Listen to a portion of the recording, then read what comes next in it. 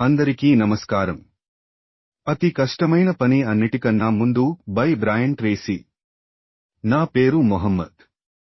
Chapter 3 80/20 సూత్రాన్ని అన్నిటికీ పాటించండి. మనకి ఎప్పుడూ తగినంత సమయం ఉంటుంది, మనం దాన్ని సవ్యంగా వాడితే. ఒకచోట కూర్చుని మన జీవితంలో ఉన్న అన్ని ముఖ్యమైన లక్ష్యాలను, పనులను, ప్రాజెక్టులను, బాధ్యతలను ఒక పట్టిక కింద తయారు చేద్దాం. వాటిలో ఏది 10 లేదా 20% పనులలో 80 లేదా 90% ఫలితాలను సాధించి పెడతాయి అనేది రాసుకుందాం.